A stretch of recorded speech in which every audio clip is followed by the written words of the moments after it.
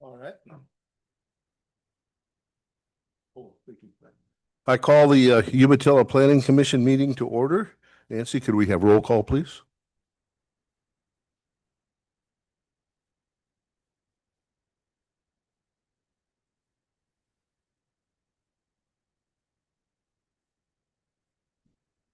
Okay, and we have commissioner, we have a new commissioner, Daniel Ochoa Jr. and our Commissioner Cooper are both absent today, excused absences. So as for, and then we have Commissioner Leon Tejeda on Zoom. So I will start roll call. Commissioner Jared Tesh, Present. Commissioner Yesenia Leon Tejeda, Here. Commissioner Kelly Nobles, Here. Commissioner Carmen Porta, Here. and Commissioner Carol Jones. Here. Okay, we have a quorum. Thank you, Nancy. Please stand for the Pledge of Allegiance. I pledge allegiance To the flag of the United States of America and to the republic for which it stands, one nation, under God, indivisible, with liberty and justice for all. Thank you. And we'll have approval of the minutes. Is there any conversation about correction of the minutes? If not, do we have a motion to approve the minutes? I move that we approve the minutes. I second. Commissioner Tesh, Aye. Commissioner Leon Tejeda, Aye. Commissioner Porta, Aye. Commissioner Jones. Aye. Motion passes. Thank you, Nancy. At this point, we'll move into the public comment section. We have a few people that have signed up to speak, but I think first I'll read this public comment script, and we have somebody that's written in. We'll read that into the record and then give the opportunity for people to speak. Yeah, I would recite the script as per our council and commission procedures, and then read the written comment into the record. And then we would invite our public comment if they want to testify verbally to the podium, Okay. give name and address, but Okay. go This is script the- first, written comment, and then that. Yep. Okay. Okay, the public comment segment allows community members to share their opinions, raise concerns, and provide information directly to the planning commission. Comments should address city-related issues and must not pertain to items scheduled for public hearings on the same evening of the agenda, on the same evening's agenda. If you wish to speak, please complete the sign-up sheet, including the topic you wish to address. Please begin by stating your name and address when called to the podium. Speakers are allotted 5 minutes unless otherwise directed. Please note, comments criticizing city programs and operations are permitted during this segment. However, criticism of individual city employees is not allowed during the public comment period. Concerns regarding city employees should be submitted in writing to the city's human resource manager for proper review. Thank you for your consideration. At this time, I'd like to read into the record an email that was submitted, and it's addressed to Mr. Ratke, Chairman Nobles, and the members of the Umatilla Planning Commission. It says, please accept this correspondence as written public comment regarding agenda item 7.1. Discussion sign code districts of special control, section 8-2A-18. We respectfully request that this comment be included in its entirety in the record for this matter. Sign Man is not opposed to the city reviewing, updating, or modernizing its sign regulations. In fact, we have previously expressed our willingness to serve as an industry resource during such a review. Our concern is that the information presently provided by city staff is not sufficiently developed, independently examined, or supported by objective data to justify affirmative direction from the Planning Commission toward a specific ordinance change. The agenda packet identifies a recently submitted sign permit application exceeding the existing height limitations. States that businesses near Highway 730 and Interstate 82 are primarily commercial and intended to attract regional travelers, and concludes that expanded sign height standards within a newly created district of special control would be reasonable. However, that information provided does not appear to include an inventory of existing signs within the proposed district, their heights, sizes, or permit histories, an analysis of previous variances or approvals, applicable information concerning visibility or traffic conditions, safety or sight distance analysis, comparison of alternative regulation approaches, objective justification for particular increased height standard, or a detailed explanation of how the proposed boundary was selected. The information presented therefore appears to consist primarily of a staff conclusion rather than a sufficient developed factual record upon which the commission can independently evaluate whether the proposed solutions are appropriate. There is also a significant issue involving the application of the city's existing sign ordinance that we believe should be fully examined before the city proceeds toward changing that ordinance. Based upon the information presented available to us, the freestanding sign cited by city staff as the impetus for agenda item 7.1 appears to have been approved despite exceeding standards contained in the current sign ordinance, without the applicant being required to obtain a variance.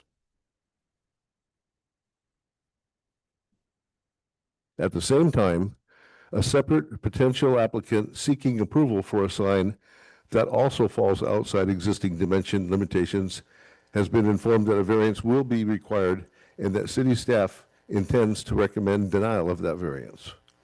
For clarity, Signman presently has no contractual commitment with that potential applicant, and we are not submitting these comments on that applicant's behalf. Our concern is with the consistent and equitable interpretation and administration of the city's sign regulations.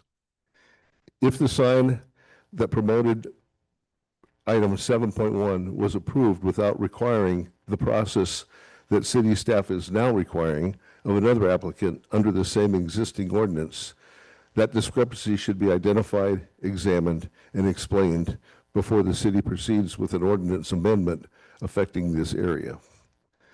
The sequence of events is particularly important. We are not asking the Planning Commission tonight to determine why the prior approval occurred or to assign fault with any individual. We are asking the Commission to establish the facts before directing the staff toward a legislative solution. A code amendment should result from a neutral and comprehensive planning analysis of what standards best serve the city as a whole.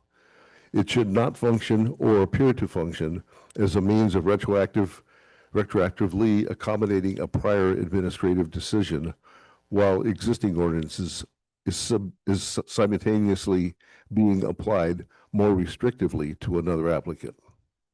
We also believe section 8-2A-18 itself deserves more thorough examination before the commission provides direction.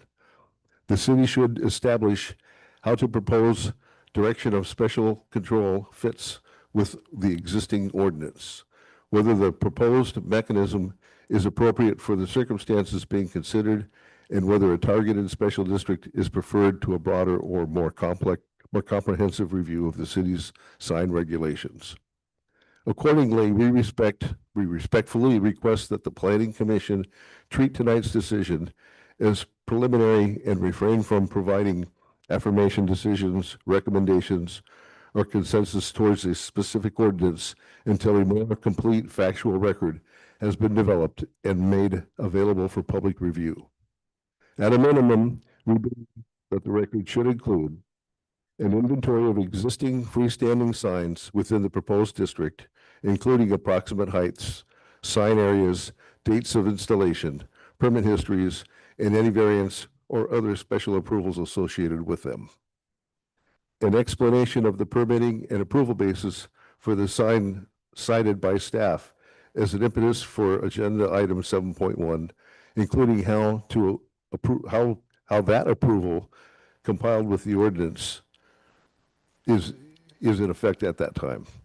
The analysis of how the proposed district of special control fits within and satisfies the requirements of the intent of sections 8-2A-18. And number 4, objective information supporting whatever height, area, location, and design standards staff may ultimately recommend. Number 5, an explanation of the basis for the proposed district boundary and why similarly situated properties are included or excluded. Number 6, consideration of alternative approaches, including whether a comprehensive review of the city's sign regulations would produce more consistent standards than the creation of a narrowly defined special district. Number 7, an explanation of how existing sign regulations will be interpreted and administered consistent among applicants while any legislative amendment is being considered. We believe the Planning Commission and interested parties, members of the public, should have an opportunity to review a complete factual record before the Commission is asked to recommend or advance a particular legislative solution. Again, Sign Man is not opposed to modification of the city's sign code. There may be a legitimate and compelling reason to revise portions of that ordinance. Our request is simply that any such change be developed through an open, objective, fact-based process supported by meaningful evidence, applied consistently, and informed by appropriate industry and public inputs. We therefore respectfully ask the Planning Commission not to prejudge the appropriate solution based upon the limited information currently before it, and not to provide affirmation directions toward a specific ordinance until these issues have been adequately examined. Thank you for your consideration.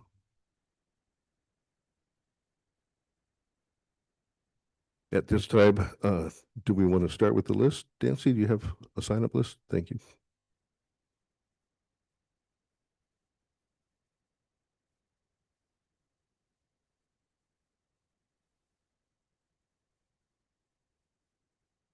Okay, thank you. Okay, we have 2 people signed up for the list. First would be Chad. Do you want to please state your name and address? Chad Miltberger, 13. Can you hear me now? Okay.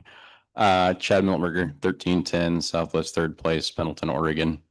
First, I want to thank you guys for the opportunity to come out here and speak to you. Obviously, this isn't our direct community, but it is really part of our community in whole. And I wanted to take an opportunity to introduce who we are. We've been in Umatilla County as a fully licensed and full service sign company since 1946.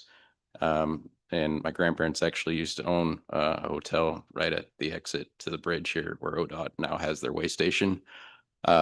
So it's kind of interesting full circle, but the information that was provided in that documentation that you just read out is a very formal and very thought out process. And it's important for us to get it all out on paper so that it's all on record. This is kind of more of an informal approach to it. So our thought on it is that something like this is something that takes a lot of really deep thinking and a lot of open minds to be able to come to a conclusion of what the best thought is.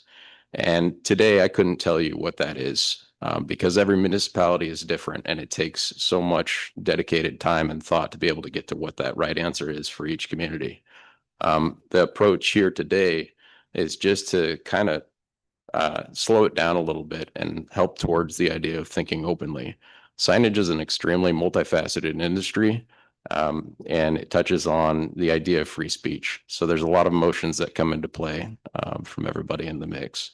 And so having something that's cohesive is really hard to do when that comes down to the table.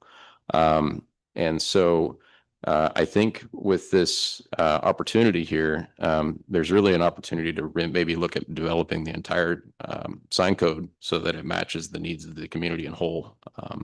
And there's a really good resource that I'd like to pitch out there for the city to lean on that has no cost to it at all, that actually represents all of the sign companies of the region and actually the nation. That's called the International Sign Association.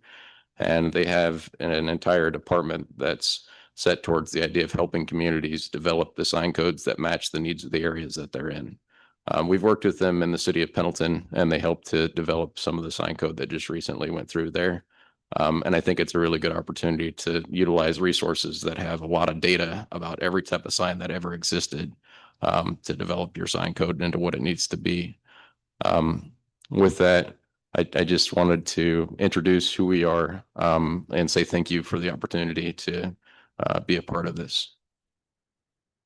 Thank you, Chad. Appreciate that. Ed, would you like to make a comment? Please state your name and your address.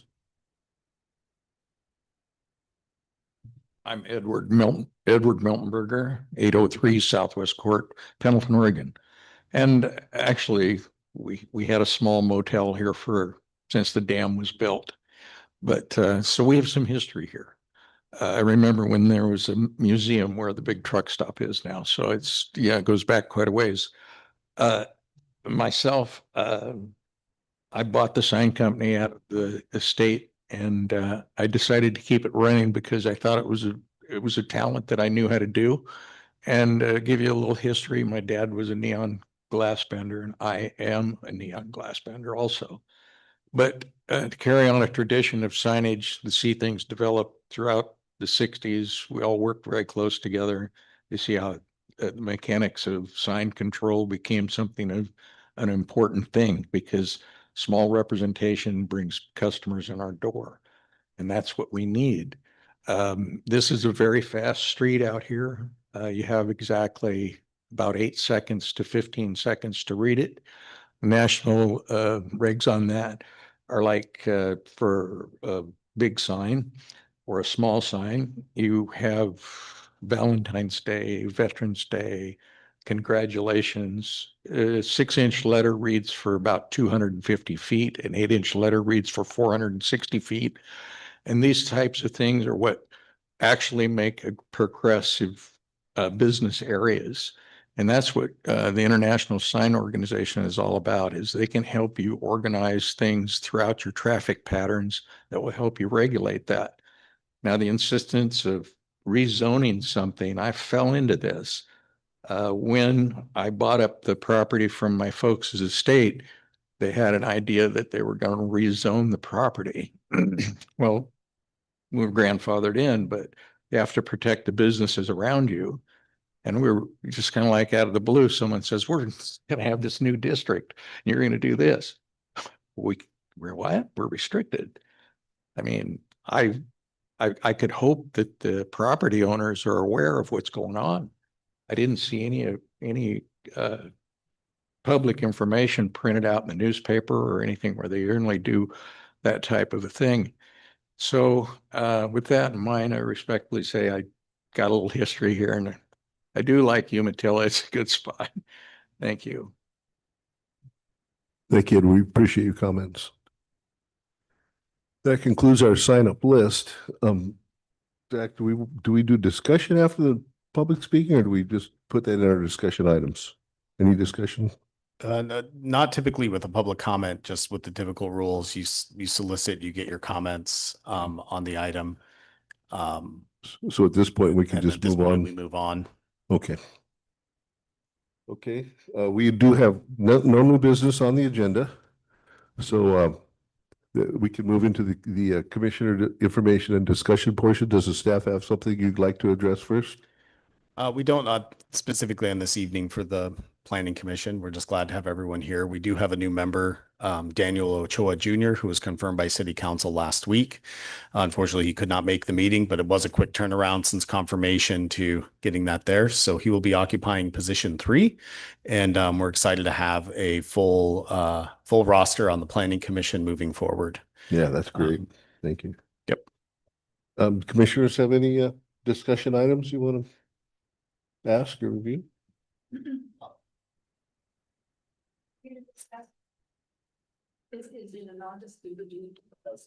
Yeah, because, yeah, it's it was just for our information pretty much, and then we'll be able to discuss it when it's on the agenda for, Well, when we get to item 7.1, we'll go through the protocols of what we're seeking here this evening and future opportunities for full public hearing. yeah. Yeah, okay, well, if there's no further discussion items, the agenda bill that you have as a PDF, is that something, I have down here agenda bill PDF, what am I? Is So there are a we reason- moving to the specific discussion items now? That's what we want to review right now? If that's next in the order, if there's no specific, just general discussion items from the planning commission, Right, then correct. we can go into this item. Okay. Okay. Do we need to open that as a, Nope, it's not a hearing. So I will just do an introduction. Thank Okay. you, Mr. Chairman, members of the Planning Commission. Good evening. For the record, Zach Rackheim, Community Development Director. So the item brought before you this evening was for discussion. As we heard a public comment, as you've seen in your staff report, we did have a sign approved in sort of the highway interchange area that was out of compliance. And as part of that, we identified an opportunity within our code to see if Planning Commission would entertain a district of special control is allowed within section 8 2A 18 special provisions of our sign code. So the idea here was to seek if Planning Commission wants to entertain this, at which point the direction from Planning Commission would be for staff to do the research, draft the analysis, see if an ordinance to allow this is feasible. And then the process would be to take that to Planning Commission at a public hearing, which would have proper notice and advertisement.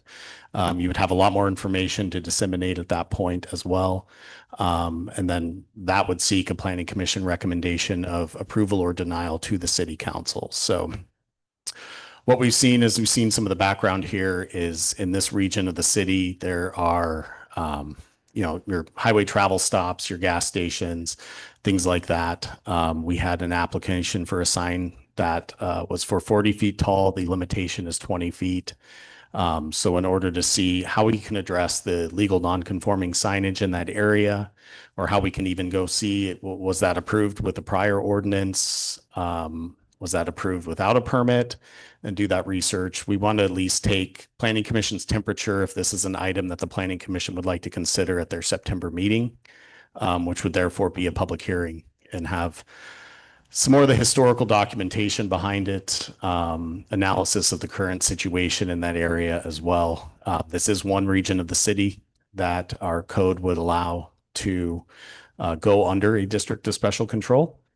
However, questions at the time on the sign code and just some of the other things can certainly be taken at that time too. But this was one of those items where we wanted to bring it to Planning Commission. Would you want to hear it from staff? At which point we would prepare full analysis and bring it at a later date.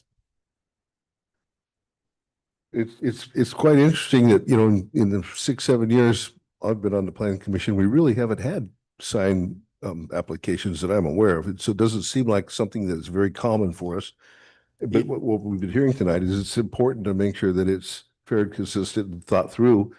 So I think we're quite a bit in the dark as a commission Yeah. on this, and hearing a report would be a very good thing, and gathering some information from the public in that report would probably be a great idea. Is that what you have in mind? Yeah, that's what we have in mind. So typically our sign code is going to be administrative in nature. It is governed by our building regulation section of the city code. There is a variance opportunity for to achieve a variance to a sign code approval or denial. That would go to Planning Commission. But a lot of the activities with signage we just don't see come up in this regard. So and our sign code was last updated in the year 2002. Yeah. So anything with our development or building code regulations, any updates to that from a legislative basis would come in front of the Planning Commission. So perhaps it is an opportunity to educate Planning Commission a little bit more on sign code. I think that's an area that community development certainly facilitates for the community as we look at this specific case and everything as well. It's, I've certainly seen this in different communities when I lived in Pennsylvania, when I lived in Virginia, where there's a lot of taller signs by the road. I think it could be very good. You know, it could be a positive, but I know there are going to be people with heartburn for it. So I think a report would be great. I would love to hear, and even maybe what they said about it in 2002. What was the problem with any taller signs then? That would be wonderful. in preparing a staff report, is there a process for the public to be able to help get with you, or do they just, how would you make it open for people to contribute? Certainly, I'm open to meeting with the public, whether it's property owners, whether it's people in the signage industry at any time with this. What we would look at is just probably, we'd be open to taking comment and consideration at that point as well. I think our usual intent, or process is to look purely at the code and the applications and what's seen in the community itself, whether it's a larger sign, doing the research on how those were approved. Was that done through a conditional use review, or was that done through a variance process? Was that done prior to the sign code change? And just kind of provide that information to the Planning Commission. So I don't want to speculate on what would be in the report, but we can certainly prepare a well-detailed report for this, bring it back at September as well. So we just know we meet with the Planning Commission once a month. And with this coming up fairly recently, we wanted to at least seek guidance from Planning Commission. Is it something, oh, no, we don't want to address the sign code at all? Or yes, please provide us more information and something to consider at the September meeting. Well, I personally appreciate it being in here even before Chad and Edward, right? Had their comments today in the sign men, but because just reading it, it made me start to think too about, oh yeah, why do we have signage or not have signage in certain places? And just reading through this, and again, I know it was just conceptual, the drawing, but it made me start to go, well, what about other areas that potentially, because again, Umatilla has changed a lot since 2002. I'll say this, over and over. We were 3,000 people for 50 years, and we were going to be 3,000 people for another 50 years. And in 20 years, a lot has changed. So I think it would be beneficial to just review all of that, because I couldn't help but think of, I was in Utah just this last month, and my wife and I were joking that it's billboard heaven or hell, depending on how you look at it. Like there's literally billboards everywhere along I-80 or I-15, excuse me, like from the beginning to the end in the middle of nowhere. And I was just, so it just started getting me thinking about like, what does this variance then open up? And what other areas, because we do have, further stretch of freeway. We do have 733-95 interchange. You could start to make an argument could be considered. Again, I'm not saying they should be, but I'm just saying that our community has changed a lot in 20 years, and it is definitely time for us to maybe look at this holistically. And I appreciate Simon coming and pointing out some additional resources. There is some international standards that could make your job a lot easier. Not that I need to do it, but your job a lot easier in terms of codifying. And someone else has already done a lot of the research and pointed out just because somebody wants a sign doesn't mean that that's not how big the sign really needs to be to meet the goals that they are anticipating. So anyway, I'm excited. I appreciate you guys coming. And I definitely would support a review of our sign code, if you will, not just of this particular area, because I think this particular area opens up a lot of other potential questions. And it's probably a better idea that we look at it holistically and its effects on, other areas of the community. All right. Thank you. And just for clarity, when you prepare a report for us and we do review that, it will be time for public input and they can get further input. And that won't be a meeting that we'll be setting code at. That's just started the process. We could take that input and continue from there, correct? So if we're looking at a review of the entire sign code, that might not be the September meeting. Just because of resources, things like that, we'd have to look at just the breadth of what that would be. If Planning Commission wishes to consider the district of special control, we can certainly provide the background specific to this this case, this idea, this ordinance change. That would be an ordinance change through our legislative process, which means it would be a public hearing with notice within our policies and regulations. And then it would have to go to city council for a public hearing as well, and 2 readings of an ordinance. So it's not just a simple yes or no vote, just among staff and commission. Should Planning Commission direct us to pursue this for consideration, not pursue it for approval or denial, but for consideration, then it would be noticed through our public hearing processes. I'm not asking the question clearly enough, I don't think, but the thing I'm trying to understand a little more is obviously when we bring it to a meeting, there is an opportunity for public input.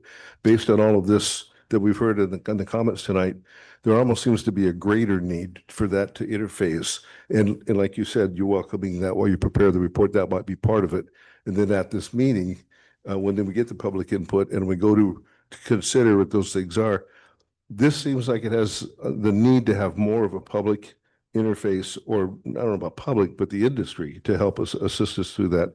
And I haven't seen us do that. You guys probably do that yourselves when you present so that's why I'm trying to be a little considerate of what Sure. they've said and what they're Certainly. and how we'll make that functional with as we work through this. Yeah, certainly. And I mean, we spoke with the commenters this evening, at least just anecdotally, that we do have another sign discussion elsewhere in the community. So we're trying to set up a time to talk about this, and certainly would love to have a sit down and talk about this and just overall signage, as well as it's all part of our research. So Well, do we need a motion to ask you to we do don't that? certainly need a motion. I think if it's just general consensus of direction to pursue this, then we can prepare something for September. I think Jared said you're interested. Yeah, no, I would love to, well, if you want a motion, you don't need one, right? You just consensus. Not a discussion. I would worry about, again, I know that because again, correct me if I'm wrong, but process wise, this was initiated because we've had a request for potential variance. Correct? This was initiated on a mistaken approval for a sign that was out of compliance. So a sign's already been approved that is out of compliance.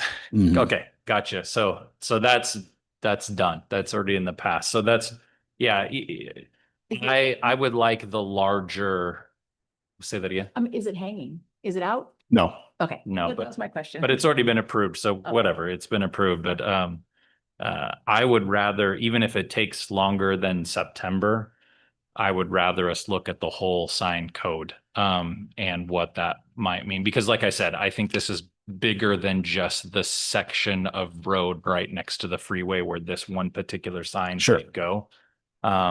And we already have one issue with another sign in town and some questions around that signage and with our sign code and you know, I just talked to Nancy about another sign this somebody from the community asked me about that I didn't know about either. So again, I think it's just time. It's just time to look at it more holistically.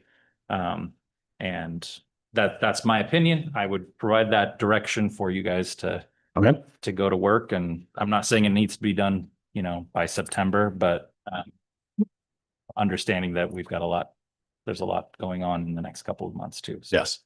So we trust you guys and you really lead us and help us as far as like, you know, what the best thing to do is. Would it be best to address this first and then go on to changing the code, or should we change the, you know, work on changing the code and then address this? That would probably put these other people off.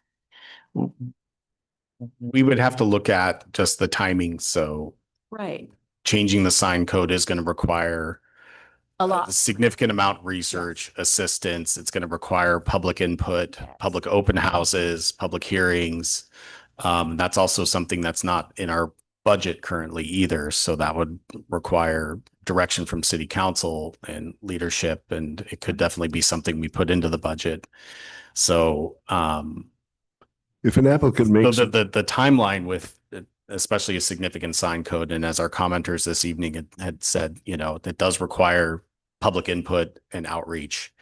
So it's not going to be something that we can do over the next couple of months. it does appear that we would like you to prepare that. If Sounds like it, yeah. an applicant makes an application prior to us changing a code, we have to respond to it with the code we have, because we haven't changed it yet. Yes. But we do need to make sure that we're aware, we're not just glossing over. We need to put a light on it and make sure it follows the code based on what we've seen. So we can be a little more sensitive about those, but while we're getting this, but I don't think we can't put applicants off until we have a code change, correct? If that applies, I wouldn't be able to answer that. That would be more yeah, city attorney yeah. question, but that's certainly with our conversation this evening too. This is answers that I can get for the planning commission. Okay. Okay. Well, yeah, I think the consensus is that we would love to get some more information and follow up with this.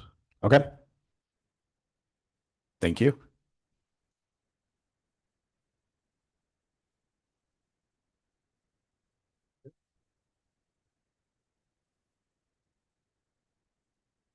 Okay, I think that probably concludes the discussion item 8.1. Is there any other additional discussion?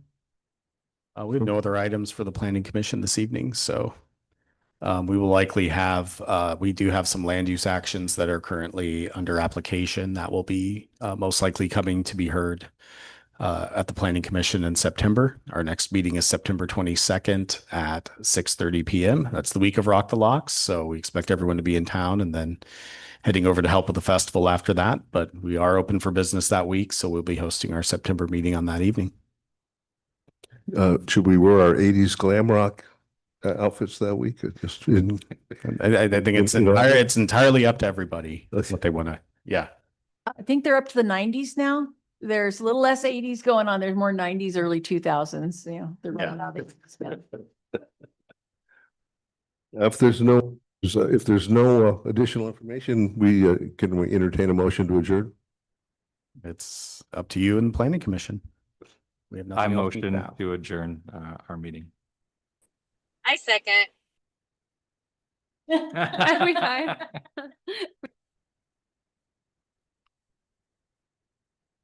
Oh, yeah. Commissioner Tesh, Aye. Commissioner Leon Tejeda, Aye. Commissioner Porta, Aye. and Commissioner Jones. Aye. Meeting has been adjourned. Okay, we are adjourned. Ed and Chad, thank you very much for you taking the time to come in and share with us. Appreciate it. I